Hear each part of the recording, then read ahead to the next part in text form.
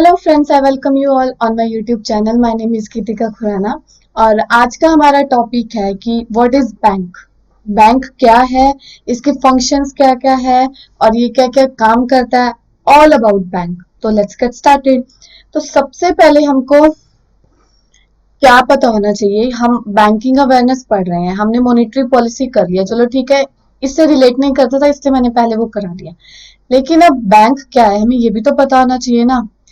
Bank is a financial institution, एक financial institution है। Financial का मतलब क्या होता है कि पैसों का लेन देन करता है। Which accept deposits and provides loans and advances, जो कि डिपॉजिट एक्सेप्ट करता है और लोन प्रोवाइड करता है एंड एडवांसेस। अब आप पूछेंगे कि एडवांसेस क्या होता है, ये मैं आपको अभी आगे बताऊंगी। अभी एडवांसेस क्या होता है, अभी आप सिर्फ इतना पढ़ लीजिए।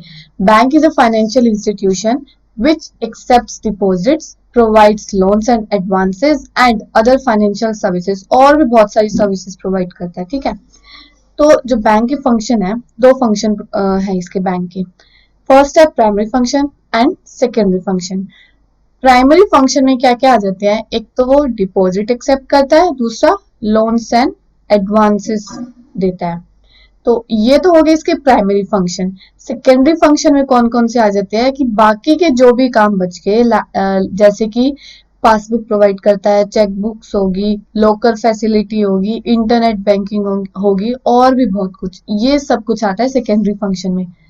तो बैंक क्या है, फाइनेंशियल इंस्टीट्यूशन है जो कि डिपॉजिट एक्सेप्ट करता है और लोन और एडवांसेस प्रोवाइड करता है, जिसके दो फंक्शंस है, एक प्राइमरी और सेकेंडरी। प्राइमरी में आगे कि वो डिपॉजिट एक्सेप्ट करता है और लोन्स एंड एडवांसेस प्रोवाइड करता है, और सेकेंडरी में आगे बाकी के जितने भी फंक्शंस बच गए ना, जैसे कि चेकबुक हो गया, इंटरनेट बैंकिंग हो गया, लोकल फैसिलिटी होगी और एटीएम भी प्रोवाइड करता है, ये सारे फंक्शंस रहते हैं वो उसके सेकेंडरी फंक्शंस आते हैं। ओके, अब हम आगे चलते हैं। अब हम क्या करेंगे, डिपॉजिट्स, कि डिपॉजिट्स कितने टाइप्स के होते हैं। ठीक है, हमने यहाँ तो पढ़ लिया कि ठीक है डिपॉजिट एक्सेप्ट करता है, लेकिन डिपॉजिट क्या होते हैं और कितने टाइप्स के होते हैं।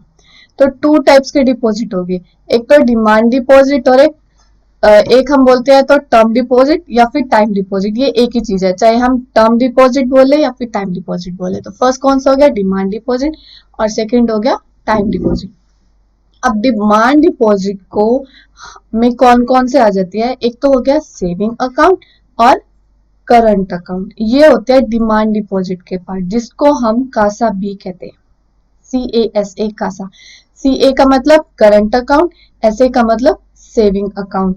और मैं आपको ये बता दूं कि ये आपके इंटरव्यू के लिए बहुत काम आता है, चाहे वो मॉनेटरी पॉलिसी हो या बैंक के बारे में हो। अगर आप इंटरव्यू देने जाओगे, जब PO का एग्जाम क्लियर कर लोगे, तो उसके लिए ये चीज आपके लिए बहुत ज्यादा हेल्पफुल है।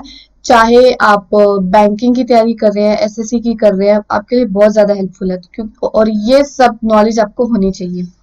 तो मैं आपको पूरे डिटेल में पढ़ा रही हूँ। एक बार अगर आप पढ़ लो, फिर रिवाइज भी करोगे ना 1 वीक में सिर्फ एक बार, दैट्स इनफ फॉर यू।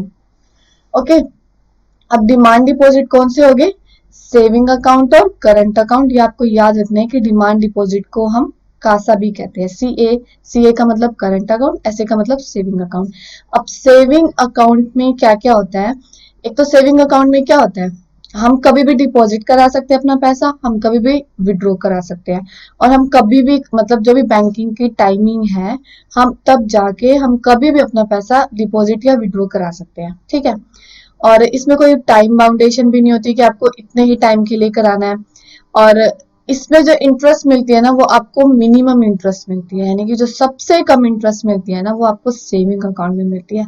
अब आप पूछोगे कि चलो पहले करंट अकाउंट पढ़ा देती हूँ, उसके बाद में आपको और भी बहुत सारी चीजें बताती हूँ। करंट अकाउंट में भी सेम होता है कि डिपॉजिट और विड्रॉल हम कभी भी किसी भी टाइम करा सकते हैं। इसमें कोई टाइम का बाउंडेशन नहीं है कि आपको इतने टाइम के लिए आपका अकाउंट खुलेगा या फिर उतने टाइम के लिए खुलेगा, आप कब कितने भी टाइम के लिए अपना खुलवाइए। और इस केस में बैंक कोई इंटरेस्ट प्रोवाइड नहीं करता है। करंट अकाउंट में बैंक कोई भी इंटरेस्ट नहीं देता हमको। Banks receive operational charges from current account holders. Even bank जो है, हमसे अगर हम करंट अकाउंट ओपन कराते हैं तो हमसे चार्जेस भी लेगा, क्योंकि हमने बैंक में अगर करंट अकाउंट ओपन करा रखा है तो वो हमसे ही चार्जेस लेगा उसके। और दूसरा एक ओवरड्राफ्ट फैसिलिटी होती है, ये मैं आपको अभी जस्ट बताऊंगी 5 मिनट के बाद। बैंक्स प्रोवाइड ओवरड्राफ्ट फैसिलिटी, और करंट अकाउंट के केस में बैंक आपको ओवरड्राफ्ट फैसिलिटी भी प्रोवाइड करता है।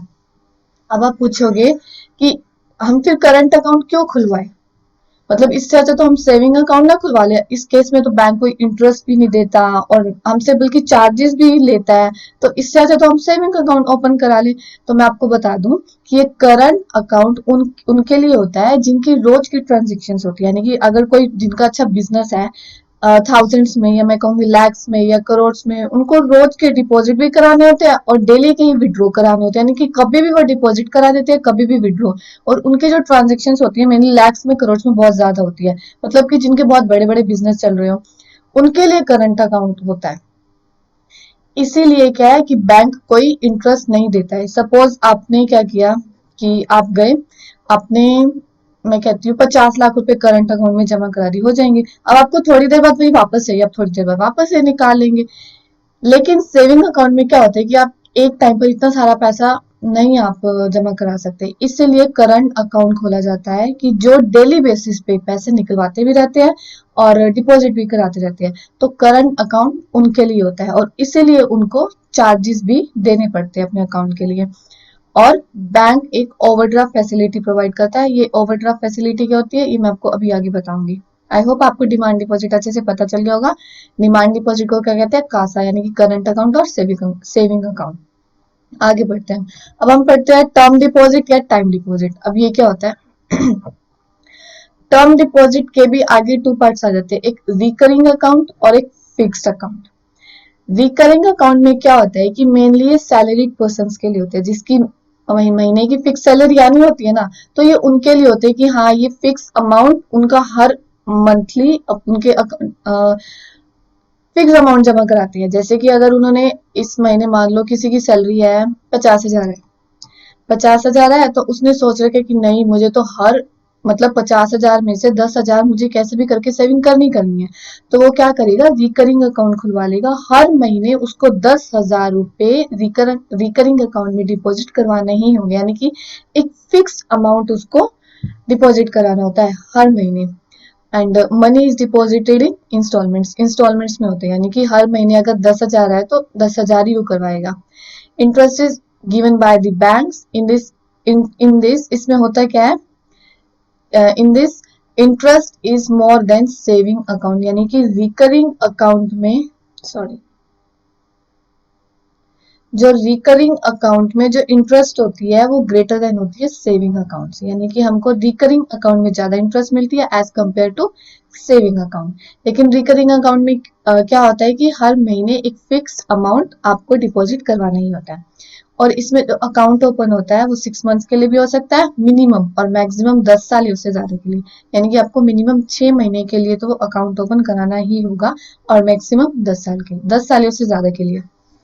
ठीक है। इसके बाद होता है फिक्स अकाउंट। फिक्स अकाउंट आप करवाते ही होंगे सब, फिक्स डिपॉजिट एफडी तो सब करवाते ही होंगे ना। फिक्स अकाउंट में क्या होता है कि बैंक सबसे ज्यादा इंटरेस्ट देती है, यानी कि बैंक्स प्रोवाइड मैक्सिमम इंटरेस्ट। इसमें आप क्या करते हैं कि एक बार आपने, सपोज मैं कहती हूँ कि 5 लाख या 10 लाख की आपने एफडी करा दिया, जितने की भी करा दिया आपने, 50 लाख की करा दिया, 1 करोड़ की करा दी, ठीक है। इसमें आपने एक ही बार पैसा जमा कराया, वो आपकी एफडी होगी, यानी कि अब वो अकाउंट आपका अमाउंट आपका फिक्स हो गया। अब आपने जितने भी साल के लिए कराई है, चाहे आपने 10 साल के लिए कराई है, 5 साल के लिए कराई है, मिनिमम आप 7 दिन के लिए करा सकते हैं और मैक्सिमम 10 साल से ज्यादा के लिए, यानी कि आप 7 दिन के लिए करा सकते हैं, 1 महीने के लिए कराइए, 2 महीने के लिए, साल के लिए, 2 साल के लिए, जितना आपका दिल करे उतना कराइए, ठीक है। तो रिकरिंग अकाउंट में क्या होगा कि आपको हर महीने पैसे इंस्टॉलमेंट में देने होते हैं, लेकिन फिक्स अकाउंट में आपको एक ही अमाउंट, एक ही बार में अमाउंट जो आपको एफडी करानी है वो आप एक ही बार में करा देते हैं, और इसमें जो है सबसे ज्यादा इंटरेस्ट मिलती है, ठीक है। इसका मतलब क्या हो गया, यानी कि फिक्स अकाउंट में क्या होता है कि सबसे ज्यादा इंटरेस्ट मिलती है, उसके बाद मिलती है रिकरिंग अकाउंट में, उसके बाद मिलती है सेविंग अकाउंट में, और आपको करंट अकाउंट में कोई इंटरेस्ट नहीं मिलती। सबसे ज्यादा किस में होगी, फिक्स अकाउंट में, फिर रिकरिंग में, उसके बाद किस में होगी, सेविंग अकाउंट में, और करंट अकाउंट में कोई आपको इंटरेस्ट नहीं मिलती। आई होप आपको टर्म डिपॉजिट और डिमांड डिपॉजिट अच्छे से समझ आ गया होगा। पेपर में इससे रिलेटेड आपका एक आधा क्वेश्चन तो पक्का ही बनेगा, एक क्वेश्चन तो आएगा ही आएगा, तो कोई मुश्किल टॉपिक भी नहीं है। ये सबको पता, नॉलेज भी होनी चाहिए कि कौन कौन से अकाउंट्स होते हैं, इसीलिए बहुत अच्छे से रीड कर लेना। अगर आपने एक बार वीडियो देख ली और एक बार आप मैं कहती हूँ 1 वीक में सिर्फ एक बार रिवाइज भी कर ले, दैट्स इनफ, बहुत है। उसके बाद हम आते हैं लोन्स एंड एडवांसेस पर। अब हमने क्या कर लिया, प्राइमरी फंक्शन का डिपॉजिट वाला पार्ट कर लिया। अब हम आते हैं कि लोन्स और एडवांसेस क्या होते हैं। देखो लोन्स तो आपको पता ही है, लोन आप बैंक से लेते हो या बैंक आरबीआई से लेते हो, वो लोन लोन होता है। कितने टाइम के लिए होता है, लॉन्ग टर्म के लिए होता है, यानी कि आप लेते हो ना 1 साल के लिए, 2 साल के लिए, 3 साल के लिए, 5 साल के लिए, 10 साल के लिए लोन लेते हो, बस वही लोन होता है। Loans are of long term as well as short term, मतलब जो लोन्स है वो लॉन्ग टर्म के लिए भी हो सकते हैं और शॉर्ट टर्म के लिए भी हो सकते हैं, यानी कि 1 साल के भी, 1 साल के लिए भी हो सकते हैं और 1 साल से कम के टाइम के लिए भी हो सकते हैं। लॉन्ग टर्म का मतलब क्या हो गया, मोर देन 1 ईयर, और शॉर्ट टर्म का मतलब लेस देन 1 ईयर। लेकिन जो एडवांसेस है ना वो सिर्फ और सिर्फ शॉर्ट टर्म के लिए ही होते हैं। एडवांसेस भी एक टाइप के लोन ही होते हैं, एडवांसेस भी लोन का ही पार्ट होता है, लेकिन एडवांसेस सिर्फ शॉर्ट टर्म के लिए होते हैं, छोटे जैसे कि 1 साल से कम के लिए, आप 6 महीने का ले सकते हो, 8 महीने के लिए, 1 महीने के लिए, कुछ दिनों के लिए। और जो लोन्स होते हैं वो लॉन्ग टर्म और शॉर्ट टर्म दोनों के लिए होते हैं। उसके बाद हम आते हैं एडवांसेस के और भी बहुत सारे रोल है। अब क्या क्या है वो मैं आपको बताती हूँ। कैश क्रेडिट, मैंने आपको बताया था ना ओवरड्राफ्ट क्या होता है। अभी मैं आपको ओवरड्राफ्ट अच्छे से डिटेल में बताती हूँ कि क्या होता है। बिल डिस्काउंटेड, बिल डिस्काउंटेड हमने पिछले वाली वीडियो में किया था, जहां पर हमने बैंक रेट करी थी, वहां पर मैंने आपको बिल डिस्काउंट डिटेल में पढ़ाया था, बस वही बिल डिस्काउंट है। तो बिल डिस्काउंट तो आप वहां मेरी जहां पर मैंने बैंक रेट करा रखा है ना, आप उस वाली वीडियो में जाके देख लेना बैंक रेट। अब वो वीडियो जाके देखना, उसमें मैंने बिल डिस्काउंटेड बहुत डिटेल में बता रखा है। बिल डिस्काउंटेड या फिर बिल ऑफ एक्सचेंज एग्जाम्पल देके बहुत अच्छे से समझा रखे हैं, तो अब वो वीडियो देख लीजिएगा। बाकी ओवरड्राफ्ट और कैश क्रेडिट क्या होता है ये मैं आपको बता देती हूँ। देखो सबसे पहले तो ये देखो कि ओवरड्राफ्ट क्या होता है।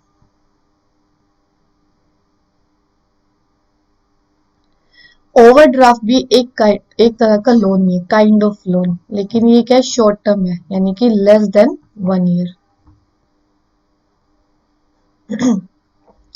और ये ओवरड्राफ्ट कौन ले सकता है, कि मैंने आपको पीछे बताया था ना कि जिस जो करंट अकाउंट होल्डर होता है उसको ओवरड्राफ्ट की फैसिलिटी मिलती है। यानी कि मान लो जो कोई करंट अकाउंट होल्डर है, यानी कि किसी ने, मैंने अपना करंट अकाउंट खुलवाया, ठीक है, मैंने बैंक में अपना करंट अकाउंट खुलवाया। अब मेरी रोज की ट्रांजेक्शन्स होती है, कभी 1 लाख की, कभी 2 लाख की, कभी 5 लाख की, मैं डिपॉजिट भी कराती रहती हूँ, निकलवाती भी रहती हूँ। एक टाइम पे क्या हो गया, मतलब रोज मेरा अकाउंट कभी खाली हो जाता है, कभी मैं बहुत सारे डिपॉजिट करा देती हूँ। एक बारी क्या हो गया कि मेरे अकाउंट में बिल्कुल भी बैलेंस नहीं था, बिल्कुल जीरो बैलेंस हो गया, और मुझे अर्जेंट जो है पैसों की जरूरत थी। अब मैं क्या करूं, फिर मैं बैंक के पास गई, मैंने बैंक को कहा कि, मतलब बैंक को तो पता था ठीक कि हाँ मेरा करंट अकाउंट है और मैं डेली ट्रांजेक्शन्स कराती रहती हूँ, तो वहां पर मेरी इमेज अच्छी बनी हुई थी बैंक के आगे। तो बैंक ने मुझे क्या कहा कि आप ओवरड्राफ्ट की फैसिलिटी ले लीजिए। मैं गई तो थी बैंक के पास कि आप मुझे लोन दे दो थोड़े टाइम के लिए, लेकिन बैंक ने क्या कहा कि आप ओवरड्राफ्ट की फैसिलिटी ले लीजिए।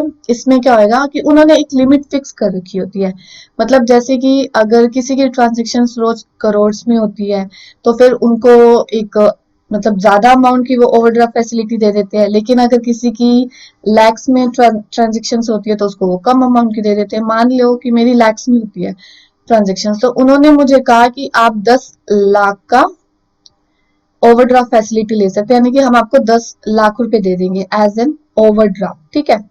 यानी कि, और लोन्स में तो बहुत सारा होता है ना कि नहीं आपको ये पेपर ले लेना है, ये लेना है, वो पेपर लेके आओ, मतलब कितना टाइम लग जाता है, कितने दिन लग जाते हैं। लेकिन ओवरड्राफ्ट में क्या होता है, ठीक है मेरी बैंक में अच्छी फेस वैल्यू बनी हुई है क्योंकि मैं रोज की ट्रांजेक्शन कराती रहती हूँ, तो बैंक ने मुझे अर्जेंट चाहिए था, तो बैंक ने मेरे जो भी पेपर है सब कंप्लीट हो गए, एक ही या 1-2 दिन में मेरे को ठीक है ये अमाउंट प्रोवाइड करा दिया। लेकिन मैंने कहा कि मुझे 10 लाख नहीं चाहिए, मुझे सिर्फ 6 लाख चाहिए। बैंक, ये मैंने 10,000 लिख दिया। मैंने कहा "हम्म, लेकिन मैंने कहा कि नहीं, मुझे 10 लाख नहीं चाहिए, मुझे सिर्फ 6 लाख ही चाहिए। तो बैंक ने कहा ठीक है, आप 6 लाख ले जाओ। लेकिन उस उन्होंने बैंक ने तो मुझे 10 लाख की ओवरड्राफ्ट की फैसिलिटी दी, लेकिन मैंने कहा कि नहीं, मुझे 6 लाख ही चाहिए। तो यही होता है ओवरड्राफ्ट की, उन्होंने मेरे को मेरी फेस वैल्यू पर अमाउंट प्रोवाइड करा दिया, और जो वो इंटरेस्ट लेंगे ना, वो 6 लाख पर लेंगे, 10 लाख पर नहीं लेंगे। जो भी वो इंटरेस्ट मुझसे लेंगे वो 6 लाख पर लेंगे। चाहे मेरी जो चाहे बैंक मुझे 20 लाख का लोन प्रोवाइड करते, चाहे बैंक मुझे 20 लाख का प्रोवाइड करते, लेकिन अगर मैंने 10 लाख लिया है तो मेरे को जो इंटरेस्ट देनी पड़ेगी वो 10 लाख पे ही देनी पड़ेगी। यही ओवरड्राफ्ट की फैसिलिटी होती है, जो कि करंट अकाउंट होल्डर्स को मिलती है। और एक जो हमारे प्रधानमंत्री ने प्रधानमंत्री एक स्कीम लॉन्च की थी, जिसका नाम था प्रधानमंत्री जन धन योजना। इसमें भी वो ओवरड्राफ्ट की फैसिलिटी प्रोवाइड करते हैं। इसमें वो ज्यादा अमाउंट की नहीं प्रोवाइड करते, सिर्फ 10,000 तक की बस। या फिर वो देखते हैं कि कौन कितना अमाउंट हमारे अकाउंट में जमा कराते हैं, क्योंकि प्रधानमंत्री जन धन योजना तो सेविंग अकाउंट है ना। तो इसको छोड़कर एक ये एक्सेप्शन है, बाकी सेविंग अकाउंट में ओवरड्राफ्ट फैसिलिटी नहीं मिलती, लेकिन एक यही एक्सेप्शन है कि प्रधानमंत्री जन धन योजना में ओवरड्राफ्ट की फैसिलिटी प्रोवाइड होती है। वो डिपेंड करते हैं कि हम कितने अमाउंट जमा कराते हैं, तो उस हिसाब से वो ओवरड्राफ्ट की फैसिलिटी देते हैं। ठीक है, तो आई होप आपको ओवरड्राफ्ट अच्छे से पता चल गया होगा। क्या होता है, एक तरह का लोन होता है जो कि करंट अकाउंट होल्डर्स को दिया जाता है, कि अगर उनके अकाउंट में बैलेंस जीरो हो जाए और अर्जेंट उनको पैसों की जरूरत पड़ जाए, तो बैंक उनको वो अमाउंट प्रोवाइड करती है। और जितना अमाउंट बैंक मतलब कि ग्रांट करती है, कि उन्होंने तो 10 लाख कह दिया कि ठीक है, आप 10 लाख का ले लीजिए, लेकिन मैंने अगर 6 लाख का लिया तो 6 लाख पर ही वो इंटरेस्ट लेंगे। ठीक है, बस यही है ओवरड्राफ्ट की फैसिलिटी। इसके अलावा कैश क्रेडिट,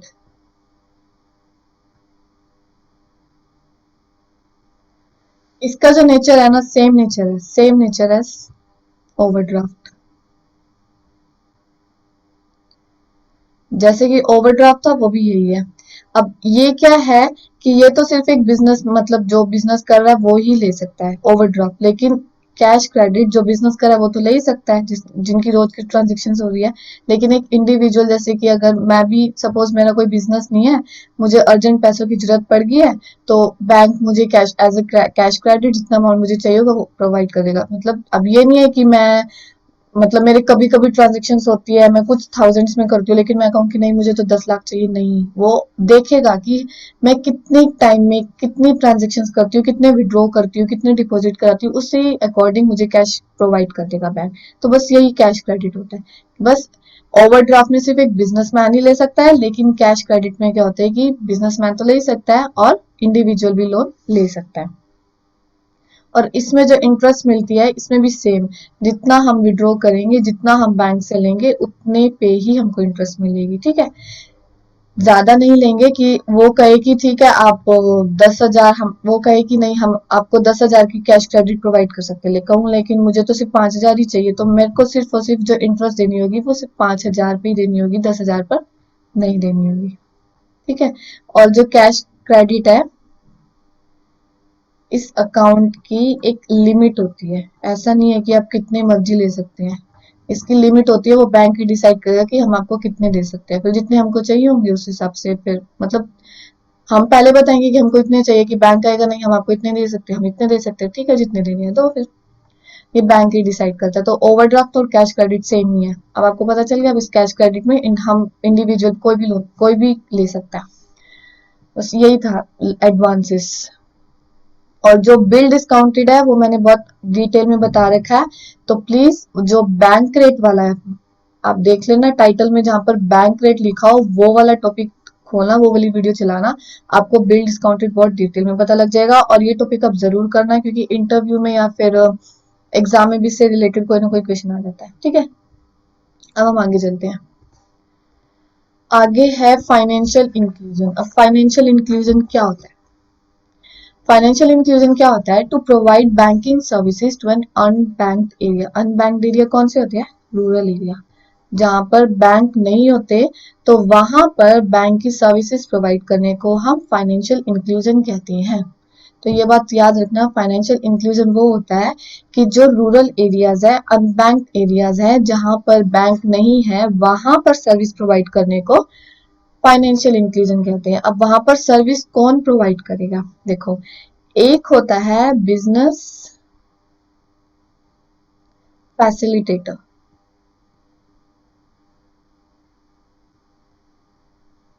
और एक होता है बिजनेस कॉरेस्पॉन्डेंट।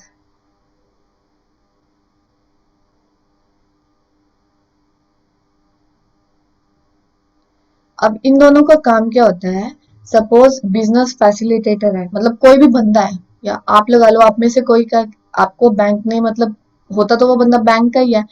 वो बंदा गया विलेज, किसी भी विलेज में गया, वहां पर किसी से मिला, तो उसने बैंक के बारे में सारी इंफॉर्मेशन दी इस बंदे को। ठीक है, इसने सिर्फ और सिर्फ उस बंदे को इंफॉर्मेशन दी है।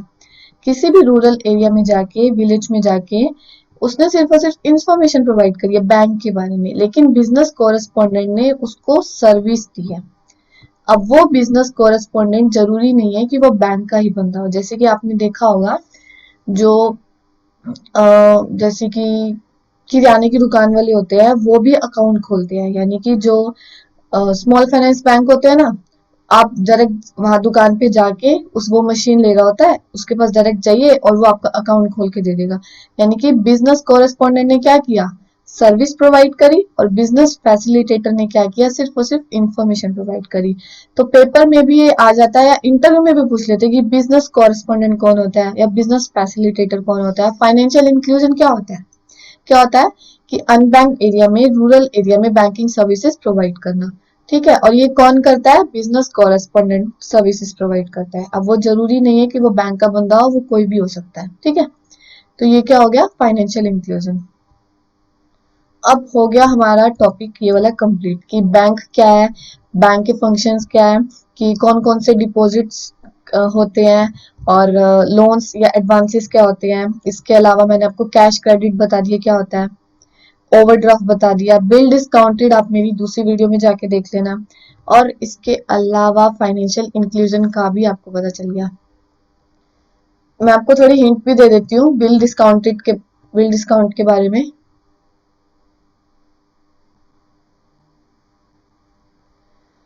मैंने आपको पढ़ाया था कि बिल ऑफ एक्सचेंज, उससे पहले मैंने आपको ये बताया था कि बिल ऑफ एक्सचेंज क्या होता है, मतलब दोनों सेम ही चीज होती है। मैंने आपको हिंट दी थी कि मैं किसी रेस्टोरेंट में गई अपने फ्रेंड्स के साथ, फिर वहां पर हमने खाया पिया, जो हमारा बिल बन गया था वो 10,000 तक का बन गया था। अब मेरे पास देने के लिए पैसे नहीं थे, क्योंकि मैं घर से पैसे लाना भूल गई थी। फिर उसके बाद क्या हुआ, जो रेस्टोरेंट का ओनर था वो मुझे जानता था, क्योंकि मैं उसकी रेगुलर कस्टमर थी। तो मैंने उसको कहा कि मेरे पास पैसे नहीं है, तो उसने क्या किया कि ठीक है, उसने कहा कि मैं आपको एक बिल बना के दे रहा हूँ। उसमें उसने अमाउंट लिख दिया, अपने साइन कर दिए, साइन हो गए। और मैंने उसको कहा कि आप एक काम करना, 15 मई को जाके इस बिल को कैश करा लेना। लेकिन रेस्टोरेंट के ओनर को 15 मई से पहले ही पैसे की जरूरत पड़ गई। सपोज उसको 12 मई को पैसे की जरूरत पड़ गई, तो फिर वो कहाँ जाएगा? बैंक में जाएगा। बैंक में जाएगा, बैंक को वो मतलब वो बिल देगा। लेकिन वो क्या कहेगा, लेकिन इस पर तो 15 मई डेट है। तो फिर वो कहेंगे कि हम नहीं दे सकते। लेकिन वो कहेगा ओनर, नहीं ले, मेरे को तो चाहिए। तो बैंक क्या करेगा, उसमें से अपना परसेंट कुछ काट लेगा। और वो जो परसेंट से काटेगा वो, मतलब जैसे कि सपोज उसने 9500 यानी कि 500 रुपये उसने अपने रख लिए, अपने काट लिए, तो इसको हम क्या कहते हैं? Bill of exchange. Bill of exchange की उस वो बिल लेके गया। लेकिन बिल से कैश उस टाइम नहीं हो सकता था, क्योंकि उस पे डेट पहले, क्योंकि डेट थी 15 मई की, लेकिन वो 12 मई को चला गया था। तो बैंक ने अपना जिस इंटरेस्ट से उसको अमाउंट अपना चार्ज करना है उसने वो किया, और बाकी के पैसे उस ओनर को दे दिए। ठीक है, क्योंकि ओनर को बहुत जरूरत थी पैसों की। तो इसी को क्या कहते हैं? Bill of exchange. जो उस मेरे अकाउंट से जब पैसा है ना, वो 15 मई को ही कटेगा, और वो पूरा 10,000 का 10,000 ही कटेगा, उससे पहले नहीं वो क्रेडिट कर सकते। ठीक है, मेरे अकाउंट से 15 मई को ही पैसे जाएंगे 10,000, उससे पहले वो बैंक वाले नहीं निकाल सकते। लेकिन उससे पहले उनको क्या मिल गया? 500, उनको तो 500 रुपए की बचत होगी ना, 500 रुपये मिल गया। तो इस तरीके से ये क्या हो गया, उन्होंने एक थोड़े दिन के लिए उनको उसको क्या दे दिया, उस बंदे को एडवांसेस, यानी कि एक तरीके का लोन दे दिया उसने।